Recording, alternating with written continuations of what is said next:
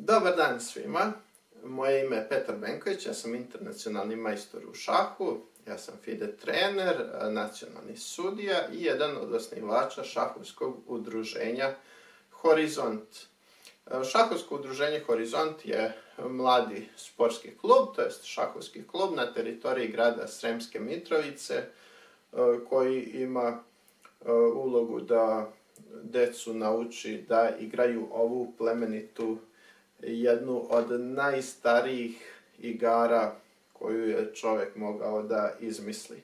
Igra sa beskonačnom mogućnosti, sa mnogo zanimljivih ideja, planova, sve što decu jako privlači da bi mogli da se nadmeću jedni protiv drugih.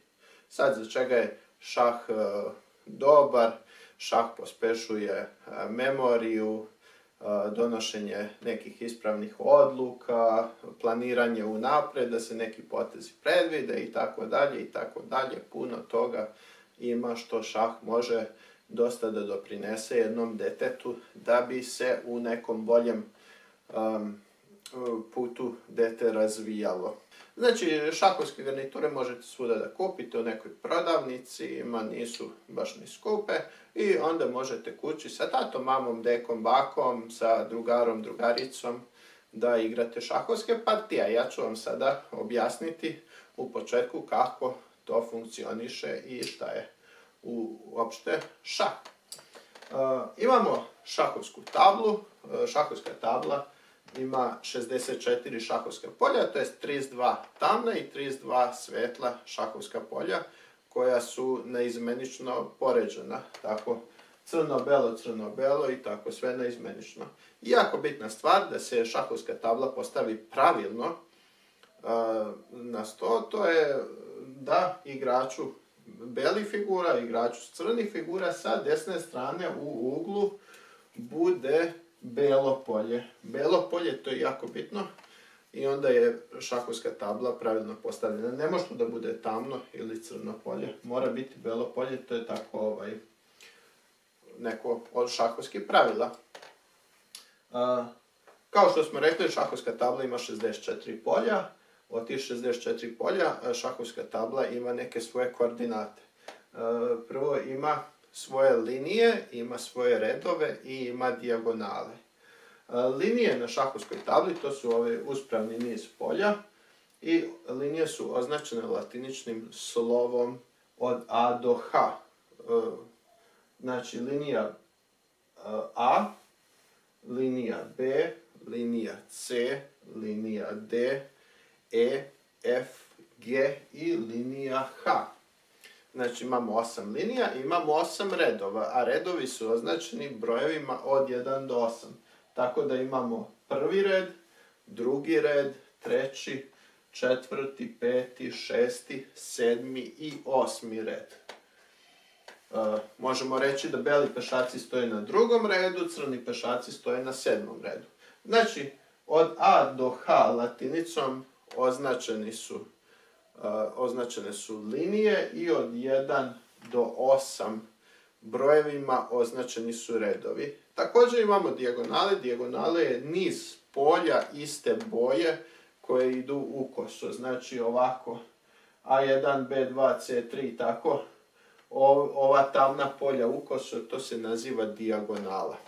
Znači, to je tamna dijagonala. Imamo svetla dijagonala od B1 do H7, onda od C1 do H6. To su sve dijagonale, niz polja ukoso. Ova bela dijagonala je ova tamna ili crna dijagonala od H2 do B8.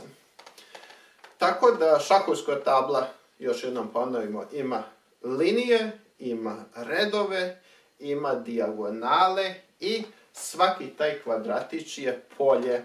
A i polje ima neki svoj naziv, zavisno gde se nalazi to polje. Evo sad ćemo, na primjer, da kažemo ovo polje, gde se nalazi ovo polje. Ovo polje se nalazi na liniji B i na redu broj 4.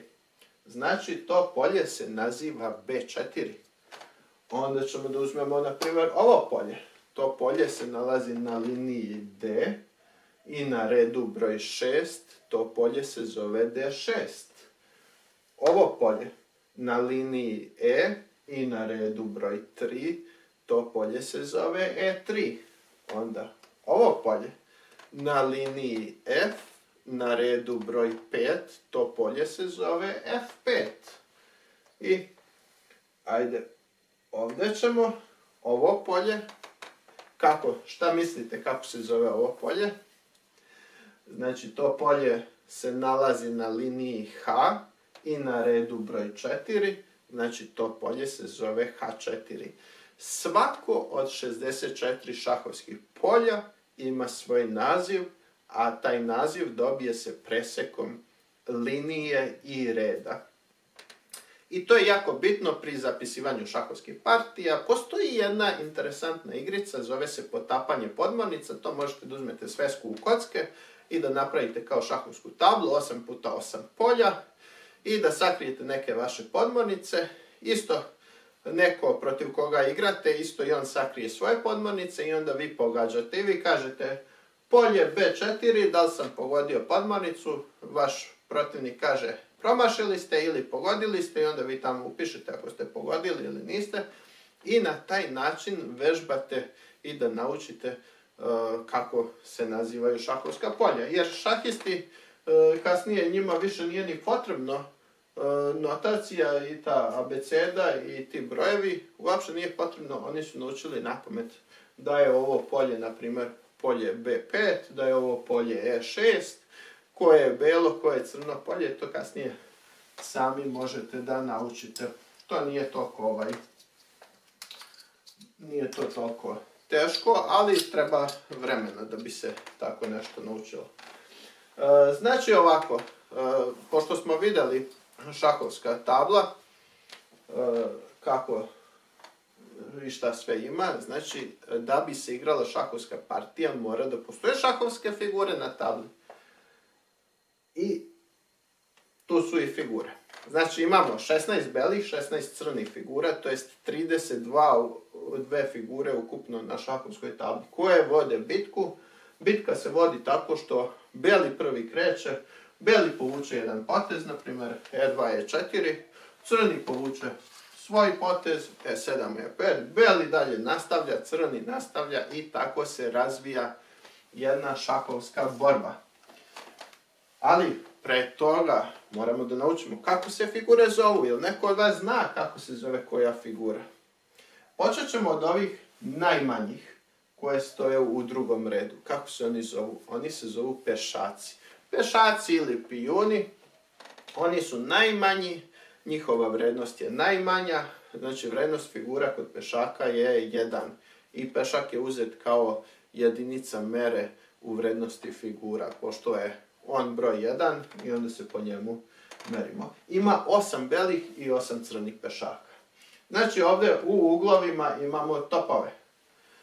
Vrednost topa je 5, jedan top vredi kao na primjer 5 pešaka. Onda imamo, pored topova imamo skakače, vrednost skakača je 3, jedan skakač vredi na primjer kao 3 pešaka. Pored skakača su 2 lovca i njihova vrednost je isto 3, tako da lovac ili skakač, oni su podjednako vrede, tako da može da se u šahovskoj borbi promeni lovac za pešaka, jer njihova vrednost je otprilike ista. Isto vredi 3 pešaka i tu su dama i kralj. Dama vredi 9 ili 10 pešaka, zavisi kako. Ko mi u našoj školi učimo da dama vredi 9 pešaka, neki drugi uče da vredi 10 ili nije to toliko bitno mnogo. A kralj vredi najviše. Zato što šah je igra gdje treba zarobiti protivničkog kralja. Kada zarobimo protivničkog kralja i kad on nema kuda više da mrda, onda se zove šahmat i kada damo protivniku šahmat, kralj je gotov i onda se partija završava. Tako da njegova vrednost je najveća. U šahu morate voditi brigu o svome kralju. Ostale sve figure mogu da se uklone, da se pojedu i da se sklone sa table, ali kralj nikako ne može. Cilj igre je matirati protivničkog kralja. A onda ćemo ponoviti kako se ređaju figure. Topovi idu u uglove table. Skakači idu pored topova, lovci idu pored skakača, pešaci beli idu na drugi red, crni pešaci idu na 7. red i onda su ostali još kralj i kraljica. Kako znamo gdje ćemo staviti kralja, a gdje ćemo staviti kraljicu? Tako. Postoji jedna mala simpatična priča da je kralj uvek kavaljer, on je muško i on pušta svojoj dami da ona prva izabere gdje će da stane. I ima neko pravilo da bela kraljica ide uvek na belo polje, a crna kraljica ide na crno polje i onda kralj staje pored nje. Znači uvek zapamtite, bela kraljica na belo polje, crna kraljica na crno polje i kralj pored nje. I to bi otprilike bila početna pozicija postavljene figure za šahovsku igru. I onda odatle može da se lepo počne i da se igra šah. Sada dalje kako se igra i kako se kreću figure, to ćemo vidjeti drugom prilikom u našem sljedećem videu.